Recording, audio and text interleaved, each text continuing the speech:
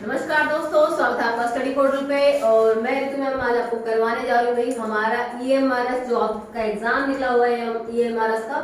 और यहाँ पर हमारे रीजनिंग के कौन कौन से टॉपिक हमारे इसमें रहेंगे, आपको कौन कौन से टॉपिक करने हैं इस वीडियो में आज हम उसी के बारे में डिस्कशन करेंगे। सारे सारे टॉपिक जो आपको कवर करने हैं रीजनिंग के अंदर वो हम यहाँ पे एक एक करके बताएंगे भाई कि आपको किन किन की प्रिपरेशन करनी है अगर आप रीजनिंग आपकी प्रिपेयर कर रहे हो। आपको पता ही होगा EMRS की वैकेंसीज आई हुई है, यहाँ पर आपकी TGT की, PGT की, प्रिंसिपल की, वाइस प्रिंसिपल की सबकी पोस्ट निकली हुई है। और स्टेट वाइज हर पर्सन क्या करता है अपनी स्टेट के अंदर जहां पर भी इनकी वैकेंसी आई है वो वहीं पे अप्लाई कर सकता है भाई। तो जिन्होंने भी अप्लाई नहीं किया वो आप फटाफट इनको अप्लाई कर दीजिए वैकेंसीज के लिए भी, क्योंकि टीचिंग जो आपको पता है ये बेस्ट है आपके लिए कि उसकी प्रिपरेशन आप स्टार्ट कर दीजिए। और अगर आपको अभी सिलेबस नहीं पता है कि क्या सिलेबस आएगा, आपको क्या प्रिपेयर करना चाहिए, तो आज हम रीजनिंग का सिलेबस यहाँ पे डिस्कस करेंगे कि हमारे इसके अंदर EMRS में रीजनिंग के कौन कौन से टॉपिक आपको कवर करने हैं, ठीक है।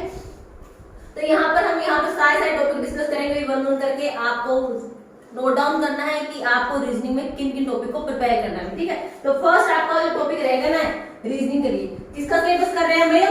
रीजनिंग का सिलेबस कर रहे हैं। किस पोस्ट के लिए? EMRS मतलब एकलव्य मॉडल रेजिडेंशियल स्कूल, ठीक है। इनकी वैकेंसी निकली हुई है, जिन्होंने अप्लाई कर दिया बेस्ट है, जिन्होंने अप्लाई नहीं किया तो भाई फटाफट अप्लाई कर दीजिए, कभी लास्ट में निकल जाए क्योंकि हम तो अप्लाई नहीं कर पाए।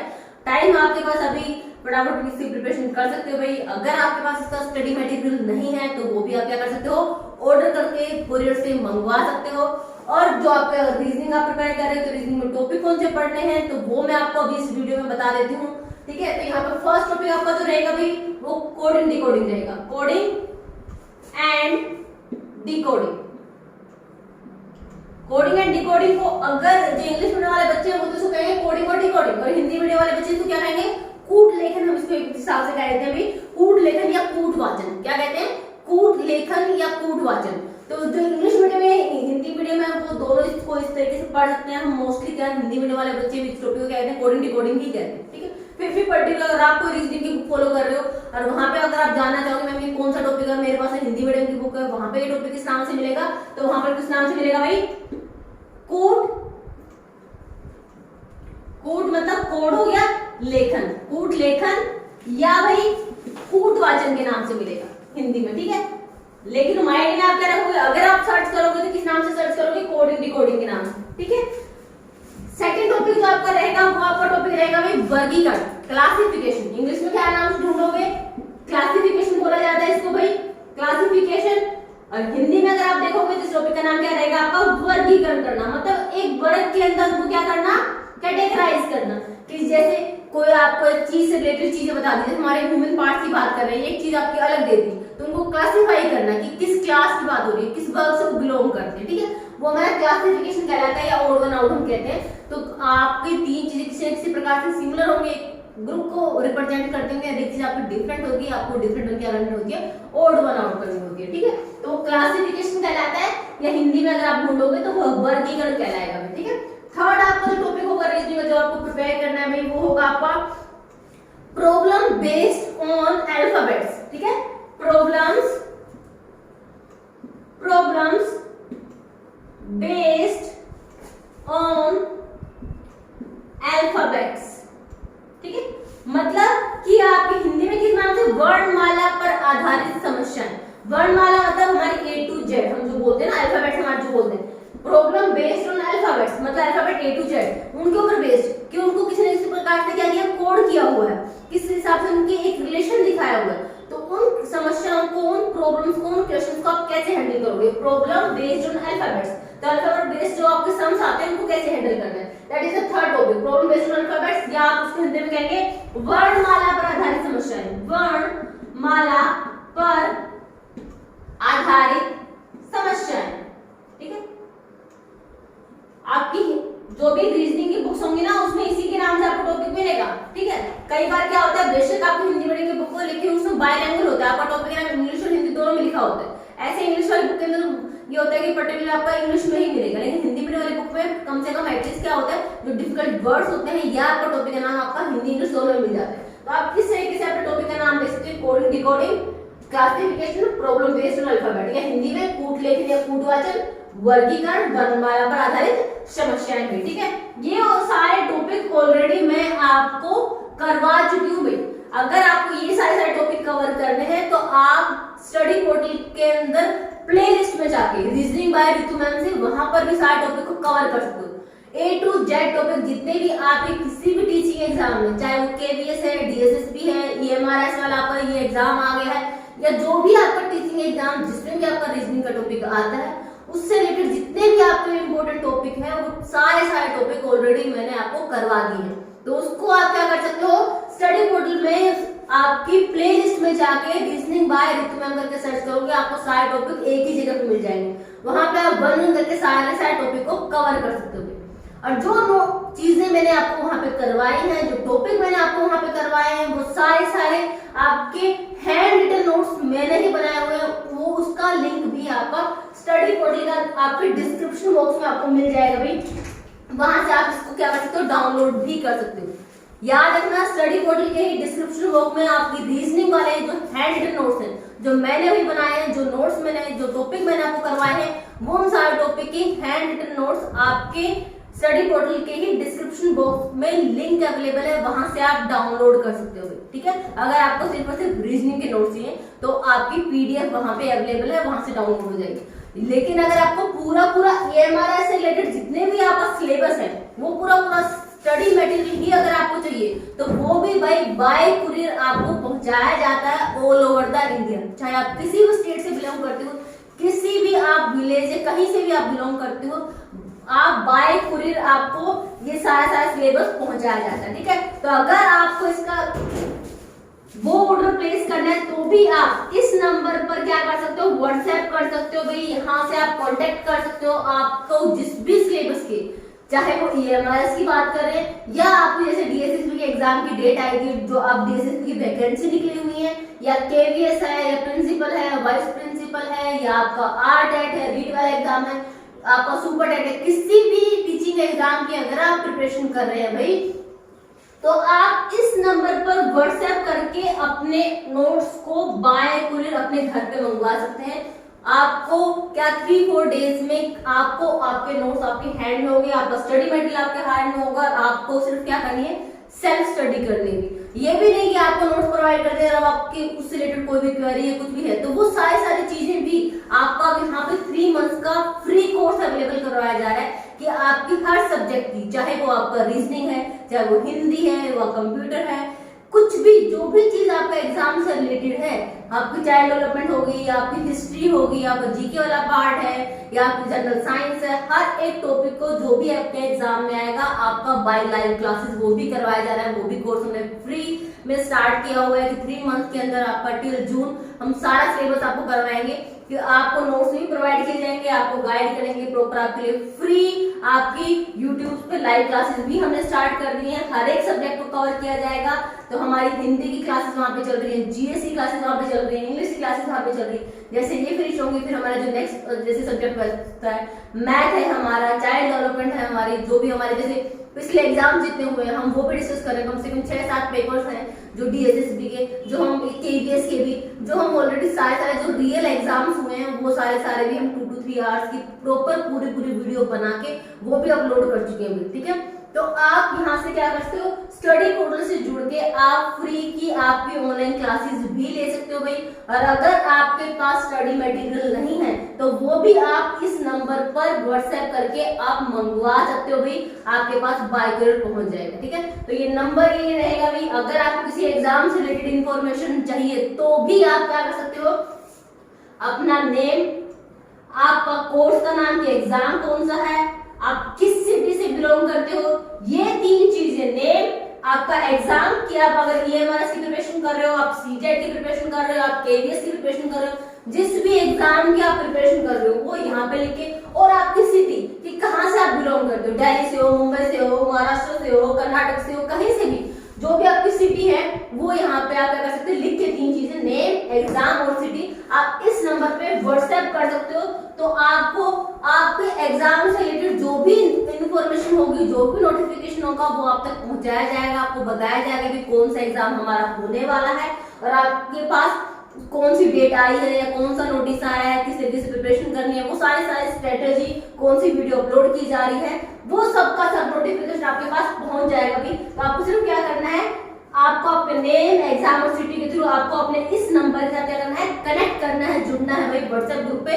और अगर आपको नोट्स मंगवाने हैं, अपना स्टडी मटेरियल मंगवाना है, तो भी आपको इस नंबर पे क्या करना है, आपको कांटेक्ट करना है। इस नंबर पे आपको क्या करना है, मैसेज करना है, भी आपको सारी इन्फॉर्मेशन दे दी जाएगी किस प्रकार से आप क्या करते हैं, अपने नोट्स को मंगवा सकते हो। सारा स्टडी मटेरियल, चाहे वो जनरल पेपर का है प्लस या आपके पर्टिकुलर किसी सब्जेक्ट का है, वो सारा मटेरियल, चाहे वो प्रिंसिपल के लिए है, वाइस प्रिंसिपल के लिए, चाहे टीजीटी है, पीजीटी, हर एक का प्रॉपर नोट्स, प्रॉपर आपको स्टडी मटेरियल प्रोवाइड किया जाएगा भाई। तो आप यहाँ से क्या कर सकते हो, कॉन्टेक्ट कर सकते हो। ठीक है, ये सब चीजें मैं इसलिए बता रही हूँ कि कई बार बच्चों के पास क्या होता है कि आपको प्रिपरेशन तो कर रहे हो लेकिन आपके पास प्रॉपर स्टडी मटेरियल ही नहीं है। अब आप कुछ चीज कहीं से पढ़ रहे हो, कुछ चीज कहीं से पढ़ रहे हैं, प्रॉपर रिजल्ट निकल के कहीं से आ नहीं रहा है। अब आपके पास अगर सारे मटेरियल्स अवेलेबल है कि हाँ मुझे 3 मंथ्स में 4 मंथ्स में ये चीजें पढ़नी है, यहाँ से मेरे को साइकोलॉजी पढ़नी है, यहाँ से मुझे हिंदी पढ़नी है, यहाँ से मुझे इंग्लिश पढ़नी है, रीजनिंग पढ़नी है, या मेरे चाइल्ड डेवलपमेंट पढ़ना है, तो आपके पास एक प्रॉपर मटेरियल होगा और आपके पास एक टाइम पीरियड होगा कि इतने टाइम में मेरा एग्जाम डेट है, इतने टाइम में मुझे सिलेबस कवर करना है। ठीक है,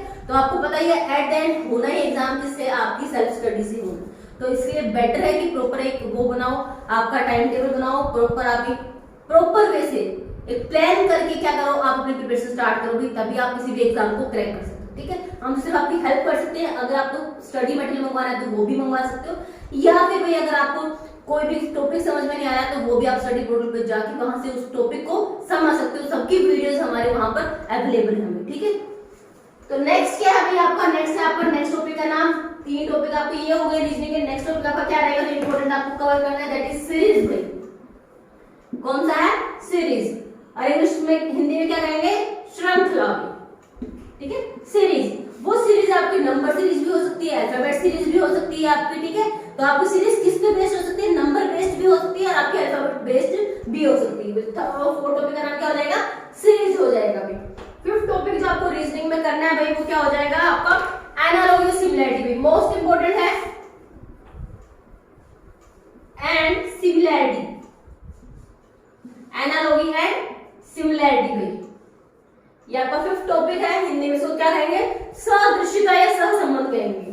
हिंदी में इस टॉपिक का नाम क्या होगा, सदृश्यता, मतलब देखने में क्या समानता है, सदृश्यता या सहसंबंध, कि ये जो वर्ड्स दिए हुए हैं इनके बीच में क्या क्या एक जैसा संबंध है, कि हाँ भाई ये तो भाई भाई हैं, भाई बहन हैं, ये तो फ्रेंड्स हैं, ये इस तरीके से रिलेटिव है। इस तरह के जो वर्ड्स दिए हुए उनके बीच में क्या है कि ये तो कॉन्सोनेंट्स है, अरे ये तो ग्रुप है, ये तो वोवेल्स का है, अरे ये तो सारे इवन नंबर्स दिए हुए हैं, ये तो 5 के डिविजिबल है। इस प्रकार से आपको सिमिलैरिटी ढूंढनी होती है भाई, तो उसको हम क्या बोलते हैं, एनालॉजी एंड सिमिलैरिटी टॉपिक बोलते हैं। हिंदी में इसको सादृश्यता या भी सहसंबंध भी कहते हैं। ठीक है, तो coding, decoding, classification, problem based alphabet, series, analogy and similarity. Next topic अभी 6th वाला आपका जो इंपॉर्टेंट रहेगा कवर करना है, दैट इज ब्लड रिलेशन में, ब्लड रिलेशन, रक्त संबंध। ऑलरेडी सारे टॉपिक बिल्कुल डिटेल में जितने भी आपके एग्जाम के लिए इंपॉर्टेंट हो सकते हैं उन सब प्रॉब्लम्स के साथ, उन सब क्वेश्चंस के साथ प्रॉपर इनकी सारे इसी सीक्वेंस में मैंने आपकी वीडियोस बनाई हुई हैं स्टडी पोर्टल के प्लेलिस्ट में। रीजनिंग बाय ऋतुमन के नाम से मिल जाएगी, वहां से ये रीजनिंग के सारे टॉपिक आप कवर कर सकते हो। अगर आपको डाउट है कि मैम इस टॉपिक में क्या आता है, इसमें क्या कवर करना है, तो आप वहां से वीडियो में जाके देख सकते हो कि ये टॉपिक है, इसमें ये चीजें मुझे कवर करनी है, मैम ने क्या क्या चीजें करवाई है, क्या मुझे ये चीजें आती है नहीं आती, तो मुझे इनको प्रिपेयर करना है। आप वीडियो देख के आराम से आप उन चीजों को, अपने डाउट्स को क्लियर कर सकते हो। और अगर आपको वीडियो अच्छी लगती है तो आप उनके नोट्स भी आप वहां से क्या कर सकते हो, डाउनलोड कर सकते हो डिस्क्रिप्शन बॉक्स से। पीडीएफ आपकी हैंड रिटन नोट्स की भी आपकी डिस्क्रिप्शन बॉक्स में अवेलेबल है भाई। ठीक है, तो ये आपका 6th टॉपिक हो गया। 7th टॉपिक जो आपका आएगा भाई वो आपका हो जाएगा कोडिंग इक्वेशन कहते हैं, सांकेतिक समीकरण कहते हैं। ठीक है, कोडेड इक्वेशन 7th टॉपिक है, कोडेड इक्वेशन, और हिंदी में इसको हम कहेंगे सांकेतिक समीकरण। में क्या संकेत करना, सांकेतिक समीकरण, सांकेतिक समीकरण। ये टॉपिक्स आप नोट डाउन कर लो भाई, जो आपको चाहे वो ईएमआरएस की बात करें पर्टिकुलर, चाहे वो आपका डीएसएस भी हो। डीएसएस में भी हमारे 20 क्वेश्चन आते हैं भाई, और आपके केटीएस में भी आते हैं। तो आपके एग्जाम्स के लिए कौन कौन से टॉपिक आपको प्रिपेयर करने हैं, किन टॉपिक्स में आपको अच्छे से पता है इसमें क्या पढ़ना है, किन में नहीं पता है, वो सब पहले अपने टॉपिक्स लिखो, फिर देखो कौन से टॉपिक आपको आते हैं, किन को प्रिपेयर करने की जरूरत है। ठीक है, उनको जाकर आप प्लेलिस्ट से देख सकते हो। तो फर्स्ट कोडिंग इक्वेशन, फिर क्लासिफिकेशन, फिर प्रॉब्लम, सीरीज, और कोटेड इक्वेशन। 7 टॉपिक तो ये फटाफट ये नोट डाउन कर लो, उसके बाद देखते हैं कौन से टॉपिक आपको प्रिपेयर करने हैं, ठीक है। 7 टॉपिक हो गए। 8 टॉपिक आपका हो जाएगा 8 क्रमबद्धता, सीक्वेंस, क्रमबद्धता। इरेज कर दो इसको। ये 7 टॉपिक आप नोट डाउन करो भाई। उसके बाद आपका 8 टॉपिक हो जाएगा क्रमबद्धता, मतलब सीक्वेंस क्या होती है। आपको कुछ नंबर्स या अल्फाबेटिक सीक्वेंस में दिए जाएंगे, आपको सीक्वेंस कंप्लीट करनी होती है। 8 टॉपिक है आपका। 8 टॉपिक हो जाएगा सीक्वेंस, ठीक है। हिंदी में क्रमबद्धता, हिंदी में क्या बोलेंगे इसको, क्रमबद्धता बोलेंगे, ठीक है। उसके बाद है नेक्स्ट व्यवस्थित क्रम, अरेंजमेंट। 9 टॉपिक हो जाएगा आपका अरेंजमेंट, अरेंजमेंट, ठीक है। मतलब अरेंजमेंट का हिंदी में इसको हम क्या कहेंगे, व्यवस्थित क्रम। व्यवस्थित क्रम मतलब एक प्रॉपर ऑर्डर में लगाना, व्यवस्थित क्रम। अरेंजमेंट हम कहते हैं ना कि सिटिंग अरेंजमेंट है, लाइन में अरेंजमेंट कैसी है, स्क्वायर में, सर्कल में अरेंजमेंट कैसी करनी है। तो अरेंजमेंट एक टॉपिक होता है, ये एक सीक्वेंस में लगाना होता है कि आपका कोई बच्चे का जन्म हो रहा है तो जन्म के बाद क्या होगा, स्टडी वाले पीरियड में जाएगा, स्टडी के बाद क्या होगा, जॉब वाले पीरियड में जाएगा, जॉब के बाद क्या होगा, शादी, शादी के बाद क्या है, फिर बच्चे। इस हिसाब से मतलब कई बार आपको 5-6 वर्ड दे दिए जाते हैं जिनको आपको प्रॉपर अरेंज करने होते हैं, ठीक है। तो इस तरीके से आप ये देखेंगे। 8 है आपका सीक्वेंस, फिर आपका अरेंजमेंट। 10 टॉपिक क्या हो जाएगा भाई आपका शब्द क्रम भाई, वर्ड सीक्वेंस। शब्द वर्ड सीक्वेंस, वर्ड सीक्वेंस और शब्द क्रम। हिंदी में इसको क्या कहेंगे हम, शब्द क्रम भाई, शब्द क्रम या लॉजिकल अरेंजमेंट ऑफ वर्ड्स। कई बुक्स में ये वर्ड सीक्वेंस और या किस नाम से मिल सकता है, logical arrangement, logical arrangement of words, इस नाम से भी जाना जाता है भैया। आपको कई बुक्स में आपको ये टॉपिक वर्ड सीक्वेंस के नाम से मिल जाएगा और किसी किसी बुक में ये आपको लॉजिकल अरेंजमेंट ऑफ वर्ड्स के नाम से भी मिल जाएगा। तो ये आपका 10th टॉपिक ही है, कि दोनों नाम इसी के हैं, ठीक है। वर्ड सीक्वेंस कहो या लॉजिकल अरेंजमेंट कहो भाई। 11th टॉपिक आपका क्या हो जाएगा भाई, 11th टॉपिक में आपका आ जाएगा पद व्यवस्था क्रम, सीटिंग अरेंजमेंट आपका, ठीक है। पद व्यवस्था क्रम आ जाएगा ranking arrangement, ranking arrangement, rank कि किसी बच्चे का क्रम दाएं से 5वां है, बाएं से 9वां है, तो टोटल पंक्ति में कितने बच्चे हैं, तो 5 और 9 और 5 14, लेकिन एक ही बच्चे को 2 बार काउंट करें, 14 में इसमें 13, इस हिसाब से वो क्या उस पंक्ति में कितने बच्चे होंगे, 13 बच्चे होंगे। इस हिसाब से हम क्या करते हैं, सीटिंग अरेंजमेंट निकालते हैं, ठीक है। तो ये क्या है आपकी रैंकिंग अरेंजमेंट हम बोलते हैं। जब किसी बच्चे का रैंक दिया होगा कि उसकी क्लास में अरेंजमेंट कैसे है, कि वो आगे से कौन सी पोजीशन पे है, पीछे से कौन सी पोजीशन पे, या किसी बच्चे का सीटिंग में दिया हुआ है कि एक पंक्ति में बैठने के बाद ऊपर से कौन से स्थान से नीचे कौन सा, उसको हम बोलते हैं रैंकिंग अरेंजमेंट, ठीक है। तो एक पहला टॉपिक हो जाएगा आपका सीटिंग अरेंजमेंट, बैठने का क्रम, सीटिंग अरेंजमेंट। सीटिंग अरेंजमेंट में क्या आ जाएगा, किसी भी सर्कल के अंदर, स्क्वायर के अंदर आपके अरेंजमेंट किस तरीके से है उसको हम बोलते हैं सीटिंग अरेंजमेंट। कई बार आपको बैठे के बोल रहे हैं सर्कल में बिठाना है, आपको बताना है इसके दाएं में कौन बैठा है, इसके बाएं में कौन बैठा है, ये एक स्क्वायर की शेप में बैठे हुए हैं, तो वहां पे बताना है इसके लेफ्ट में कौन है, उसके सामने कौन बैठा है, डायगोनली अपोजिट कौन बैठा हुआ है, उसको हम क्या बोलते हैं, आप सीटिंग अरेंजमेंट बोलते हैं, ठीक है। क्या बोलते हैं उसको, हम सीटिंग अरेंजमेंट बोलते हैं, सीटिंग अरेंजमेंट, ठीक है। उसके बाद है आपका 13 टॉपिक कौन सा हो जाएगा सीटिंग अरेंजमेंट के बाद, हिंदी में इसको बोलेंगे पद व्यवस्था क्रम और इसको बोलेंगे बैठक व्यवस्था क्रम, ठीक है। इसको तो बोलेंगे बैठक मतलब बैठने की अरेंजमेंट, बैठक व्यवस्था क्रम, और ऊपर वाले टॉपिक को क्या बोलेंगे, रैंकिंग वाले क्या बोलेंगे, पद व्यवस्था क्रम, पद कि उसका पद कौन सा, ऊपर से कौन सा, दाएं से कौन सा, पद व्यवस्था क्रम भाई, ठीक है। तो ये तो हो जाएगा आपको जैसे लेफ्ट राइट में अप और डाउन, इस हिसाब से ये हो जाएगा आपका बैठने की अरेंजमेंट, ठीक है। मोस्टली आपको सर्कल या स्क्वायर में देखते हैं। तो सीटिंग अरेंजमेंट होगी, रैंकिंग अरेंजमेंट होगी। नेक्स्ट टॉपिक आपका हो जाएगा भाई दिशा और दूरी, most important, direction and distance में, डायरेक्शन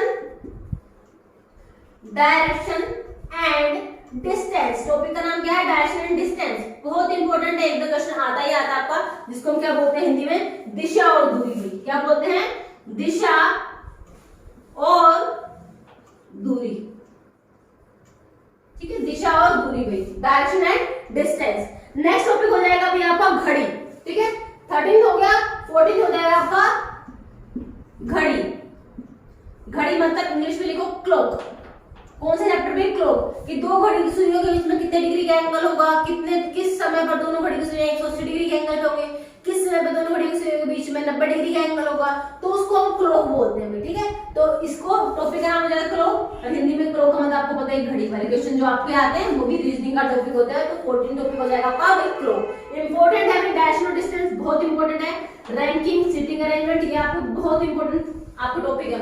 एक क्लॉक हो गया, एक आपका 15 होता है कैलेंडर बोलते हैं हम जिसको भी क्या बोलते हैं? कैलेंडर बोलते हैं। कैलेंडर वाला टॉपिक भी आपका बहुत इंपॉर्टेंट है। ठीक है, कैलेंडर में आपका था ना कि अगर आपका जन्म तब हुआ था, या हम जब आजाद होते 15 अगस्त 1947 को कौन सा डे था, या जिस दिन आप पैदा हुए, जैसे आपका बर्थडे है तो उस दिन कौन सा दिन था वो आप निकाल सकते हो, या 4 दिन बाद उसके वो हुआ, मतलब जब भी आपको दिन निकालना होता है, ठीक है, वो आप उसको हम क्या बोलते हैं? उसको हम कैलेंडर बोलते हैं। ठीक है, तो टॉपिक का नाम हो जाएगा कैलेंडर। और आप उसके क्वेश्चन में आपको बताई दिए कि जब आपको कोई डे निकालना होता है किसी डेट के अकॉर्डिंग, तो वो हम कैलेंडर कहते हैं। 16 टॉपिक आपका क्या हो जाएगा भाई? कैलेंडर के बाद हो गया वैन डायग्राम। भाई 16 क्या हो जाएगा? Venn diagram. Venn diagram Hindi में वैन आरेख में, वैन आरेख। ठीक है, हिंदी में टॉपिक करेंगे वैन आरेख और इंग्लिश में हो जाएगा वैन डायग्राम। ठीक है, ये 16 टॉपिक होगा वैन डायग्राम। उसके बाद जब ये आपका नेक्स्ट कथन और निष्कर्ष, स्टेटमेंट एंड कंक्लूजन, बहुत इंपॉर्टेंट है। हम हमेशा स्टेटमेंट और कंक्लूजन के टॉपिक को वैन डायग्राम के हेल्प से करते हैं। याद है जब कई क्वेश्चन आते हैं, कुछ पेड़ चिड़िया हैं, कुछ चिड़िया कोयल हैं, कुछ पक्षी ये हैं, तो बताओ कि निष्कर्ष निकालो। 2 कथन दिए रहते हैं, 2 निष्कर्ष निकालने होते हैं, तो वो जो क्वेश्चन होते हैं वो आपके किसके होते हैं? वैन, आपके स्टेटमेंट और कंक्लूजन के होते हैं। उनको हम किसकी हेल्प से सॉल्व करते हैं? वैन डायग्राम की। तो ये दोनों टॉपिक एक साथ ही करना आप। 16 है आपका वैन डायग्राम और 17 है आपका statement and conclusion. Statement and conclusion में हिंदी में इसको क्या कहेंगे? कथन एवं निष्कर्ष। क्या कहेंगे? कथन एवं निष्कर्ष। इस टॉपिक का हिंदी में नाम कथन एवं निष्कर्ष। नोट डाउन कर लो फटाफट। अगर वो विजिबल नहीं है तो मैं बोल देती हूँ, आई थिंक तो विजिबल होना चाहिए, फिर भी नहीं है तो मैं बोल दूंगी, अगर सुन लेना। एक टॉपिक है सीक्वेंस, क्रमबद्धता। 9th आपका अरेंजमेंट, 10th है आपका वर्ड सीक्वेंस या logical arrangement of words. 11th topic है रैंकिंग अरेंजमेंट, मोस्ट इंपोर्टेंट है। सिटिंग अरेंजमेंट, रैंकिंग अरेंजमेंट मतलब दाएं बाएं से लेफ्ट राइट में हम जो अरेंजमेंट करते हैं, क्लास में क्वेश्चन देखते हैं। एक सिटिंग अरेंजमेंट की बैठेंगे, हम जो कर्म बैठे इसके दाएं में राम बैठा है, उसके सामने वो बैठा है, वो सिटिंग अरेंजमेंट। नेक्स्ट है डायरेक्शन और डिस्टेंस, दिशा और दूरी निकालना है। उत्तर की तरफ गए 4 किलोमीटर चले, फिर दाएं मुड़ गए, फिर इतने किलोमीटर चले, फिर बाएं मुड़ गए, अब वो अपने प्रारंभिक दूरी से कितनी उस पे है, तो वो हमारा क्या आता है? डायरेक्शन और डिस्टेंस का चैप्टर कहलाता है। ये बहुत इंपॉर्टेंट है, जो तीनों यहाँ पे लिखे हुए हैं 11, 12, 13, ranking arrangement, sitting arrangement, direction and distance में। उसके बाद 14 आपका टॉपिक है क्लॉक, किसे कहते हैं? घड़ी। जो आप 2 घड़ियों के बीच में एंगल पूछा जाता है, या किसी एंगल के टाइम पे आपसे समय पूछा जाता है कि किस समय पर दोनों सुइयों के बीच में कितने डिग्री का एंगल होगा, तो क्लॉक। उसके बाद 15th है कैलेंडर, ये भी बहुत इंपॉर्टेंट है। उसके बाद वैन डायग्राम आपका, फिर है स्टेटमेंट एंड कंक्लूजन। 17 आपको टॉपिक हो गए, पहले ये नोट डाउन कर लो, फिर नेक्स्ट टॉपिक बताते हैं कौन कौन से जो आपको करने हैं। ये टॉपिक ऑलरेडी सबके सब करवाए हुआ, कोई मैम आपको इतने टॉपिक लिखवा दिए। अगर डेली का एक टॉपिक भी कवर करोगे, डेली एक वीडियो भी देखोगे, तो विद इन मंथ आपकी सारी रीजनिंग कवर हो जाएगी। ठीक है, तो ऑलरेडी सारे टॉपिक किए हुए हैं, करवा रखे डिटेल में, और बिल्कुल बेसिक से स्टार्ट करके। ऐसा नहीं कि बच्चों का लेवल नहीं था जो स्टार्टिंग में पहली बार वो टॉपिक कर रहा है उसको समझ नहीं आएगा, बिल्कुल बेसिक से स्टार्ट कर रखा है। आप जब वीडियो देखोगे तो आपको आराम से वो टॉपिक, जब तक वो वीडियो एंड होगी आपको टॉपिक क्लियर हो जाएगा। विद एग्जांपल करा रखा है, सारे फॉर्मूले जो भी शॉर्टकट्स हो सकते हैं वो सबके सब डिस्कस किए हुए हैं। ठीक है, तो उसके बाद ये 17 टॉपिक तो आपके हो गए। उसके बाद नेक्स्ट टॉपिक देखो और कौन कौन से आते हैं, आई थिंक सबने नोट डाउन कर लिए होंगे। 17 था स्टेटमेंट एंड कंक्लूजन, कथन एवं निष्कर्ष। 2 कथन दिए रहेंगे, उन कथन के आधार पर आपको निष्कर्ष चेक करने होते हैं। ठीक है, तो 17 टॉपिक हो गए। उसके बाद हमें नेक्स्ट टॉपिक आपका 18 टॉपिक कौन सा हो जाएगा? पासा में। देखा होगा ना, डाइस बोलते हैं, जो हम लूडो गोटी खेलते हैं ना, उसके अंदर जो होता है वो पासा होता है, डाइस बोलते हैं उसको। तो डाइस का अगर हमसे पूछा जाता है कि इस डाइस को थ्रो करने पर 3 के अपोजिट में कौन सा होगा, 5 के अपोजिट में कौन सा होगा, या आपको एक ही डाइस के 2-3 आपको व्यू दिखा दिए जाते हैं और आपसे कहा जाता है इनमें से कौन सा नंबर इसके अपोजिट में होगा, आपको नंबर चेक करने होते हैं। तो पासा आपका, इससे एक क्वेश्चन आ जाते हैं आराम से आपके, तो वो क्या आपका पासा वाला चैप्टर है। ठीक है, तो 18 टॉपिक होगा आपका पासा, इंग्लिश में उसको कहेंगे डाइस, हिंदी में उसको कहेंगे पासा। क्या होता है पासा? जो हम लूडो गिटी खेलते हैं वो, जो 6 फलक होते हैं उनके नंबर लिखे होते हैं, आपसे अपोजिट नंबर पूछ ले जाते हैं। 19 टॉपिक है भाई आपका कौन सा? घन, क्यूब और क्यूबॉइड भाई, क्यूब और क्यूबॉइड। यहां से भी क्वेश्चन भाई आ जाता है तो कई बार 2-3 नंबर का एक साथ आता है कि एक बड़ा घन है उसको काट के छोटा घन बनाया गया है, बड़े घन को पूरे पूरे को पेंट कर दिया गया था। अब जो छोटे घन बने हैं उनमें से कितने घन ऐसे होंगे जिनकी 3 साइड पे कलर होगा, कितने घन ऐसे होंगे जिनकी 2 साइड पे कलर होगा, कितने घन ऐसे होंगे जिन पे कोई कलर नहीं होगा। इस तरह क्वेश्चन आते हैं। तो जब घन वाला कोई क्वेश्चन आता है तो उसमें मोस्टली 2 या 3 क्वेश्चन आपके कई बार एक साथ आ जाते हैं। तो ये भी टॉपिक आपका इंपॉर्टेंट रहेगा, क्यूब और क्यूबॉइड कहते हैं। इसके डायरेक्ट फॉर्मूलाज होते हैं वो मैंने इस वीडियो में करवाए हुए हैं, देख लेना आपको कि घर और घनाभ, क्यूब और क्यूबॉइड के अंदर बिना कलर वाले, 1 कलर वाले, 2 कलर वाले, 3 कलर वाले कितने घन होते हैं उसके डायरेक्ट फॉर्मूलाज हैं, ऑलरेडी हम वहां पे डिस्कस कर चुके हैं। इंग्लिश में आपको घन, क्यूब और क्यूबॉइड करेंगे, हिंदी में इस टॉपिक का नाम होगा घन एवं घनाभ भाई, ठीक है। उसके बाद अभी 20 टॉपिक है भी आपको जो करना है, फाइंड द मिसिंग नंबर। आपको पता ही तो आता ही है, आपको या तो सीरीज दे दी जाती है या आपको एक पैटर्न बना के दिया जाता है, मैट्रिक्स दे दी जाती है और आपसे पूछा जाता है कि इसके अंदर है ना भाई एक नंबर मिस है, वो नंबर बताओ कौन सा आना चाहिए। आपको पैटर्न एनालाइज करना होता है, आपको बताना था जो मिसिंग नंबर है उस जगह पे क्या आएगा। फाइंड द मिसिंग नंबर, इस हिंदी में कहेंगे लुप्त संख्या ज्ञात करना, लुप्त संख्या ज्ञात करना, that is find the missing number, की जो नंबर मिस है उसको फाइंड आउट करना, ठीक है। ये आगे 20 टॉपिक। 21 टॉपिक कौन सा हो जाएगा जो आपको करना है, दैट इज मिरर इमेज में, ठीक है। छोटे छोटे बिल्कुल ही आसान टॉपिक है, बिल्कुल ही आपका 10 मिनट का टॉपिक है मिरर इमेज, लेकिन इतना आसान टॉपिक है। लेकिन अगर आपको थोड़ी सी प्रैक्टिस है, थोड़ी सी बेसिक रूल्स नहीं पता ना तो आप गलत कराओगे, लेकिन इसको समझने में सिर्फ और सिर्फ 10 मिनट लगने में आपको मिरर इमेज में और वाटर इमेज में। बिल्कुल मिलते जुलते टॉपिक है। मैंने इनको देखो, अब देख रहे हैं आपको लगेगा मैम 22-23 टॉपिक करवा दिया आपने, तो इतने ज्यादा टॉपिक हो गए, लेकिन काफी सारे टॉपिक आपके बिल्कुल ही 5-5, 10-10 मिनट के हैं। वो सिर्फ नाम मैंने आपको बताया कि इसमें से क्वेश्चन बन सकता है, इसमें से क्वेश्चन बन सकता है, इसको इस नाम से जानते हैं, ठीक है। तो कम से कम 6-7 टॉपिक आपके ऐसे हैं जो सिर्फ और सिर्फ 10 मिनट में आपको समझ आ जाएंगे, लेकिन आपको 10 मिनट की वीडियो देखनी है, तभी आपको उसका बेसिक कंसेप्ट समझ आएगा कि मुझे क्या चीज ध्यान रखनी है मिरर इमेज निकालते हुए और वाटर इमेज निकालते हुए, ठीक है। कि मिरर इमेज के केस में आपको किस तरीके से इमेज को इन्वर्ट करना होता है, वाटर इमेज कैसे। मिरर इमेज में लेफ्ट राइट को चेंज करते हैं, टॉप बॉटम सेम, और वाटर इमेज में टॉप बॉटम इंटरचेंज होता है, लेफ्ट राइट सेम रहता है। बिल्कुल ही आपकी बेसिक चीज है, अगर ये रूल नहीं पता तो आपकी मिरर इमेज में आप गलत करके आ सकते हो, वाटर इमेज में क्वेश्चन आपका डेफिनेटली यहाँ से बनता ही बनता है, ठीक है।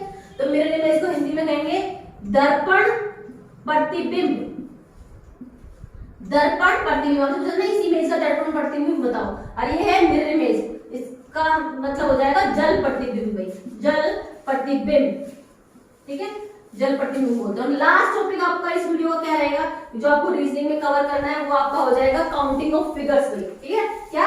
Counting of figures. कई बार आपको एक फिगर दिया जाता है, उसमें कहा जाता है इस फिगर के अंदर आपकी ट्रायंगल्स कितनी है, इस फिगर के अंदर आपके स्क्वायर कितने हैं, या इस फिगर के अंदर आपकी लाइन, स्ट्रेट लाइंस कितनी है भाई, ठीक है। उसको बोलते हैं काउंटिंग ऑफ फिगर्स भाई। इसको काउंटिंग ऑफ फिगर्स में हिंदी में क्या कहते हैं, आकृतियों की संख्या, आकृतियों की संख्या भी, आकृतियों की संख्या। तो यहाँ पर भी हमारे 23 टॉपिक हो गए हैं, हिंदी इंग्लिश दोनों में इनका नाम बता दिया है कि भाई आपको अगर हिंदी की आपको बुक फॉलो कर रहे हो रीजनिंग की, तो ये टॉपिक किस नाम से मिलेगा, और इंग्लिश की बुक अगर फॉलो कर रहे हो तो इस टॉपिक का क्या नाम होगा।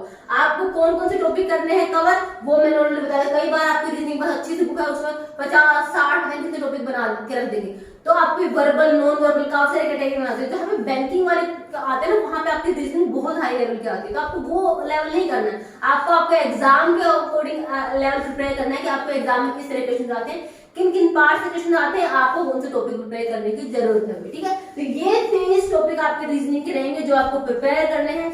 अगर आपको ये आते हैं तो दा, वैसे नहीं आते हैं तो स्टडी पोर्टल पे जाके आप प्लेलिस्ट से भी टॉपिक्स को सबको कवर कर सकते हो, रीजनिंग बाय रिटन में।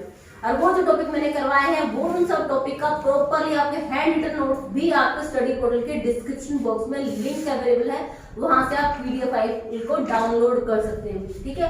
और अगर आपको सारा स्टडी मटेरियल भी चाहिए EMRS या किसी भी टीचिंग एग्जाम से रिलेटेड, तो भी आप, मैंने आपको नंबर ऑलरेडी बता दिया, 8447 8447410108। इस नंबर पे आप व्हाट्सएप करके अपना स्टडी मटेरियल भी जिस भी एग्जाम की आप प्रिपरेशन कर रहे हो वो भी आप बाय कुरियर मंगवा सकते हो।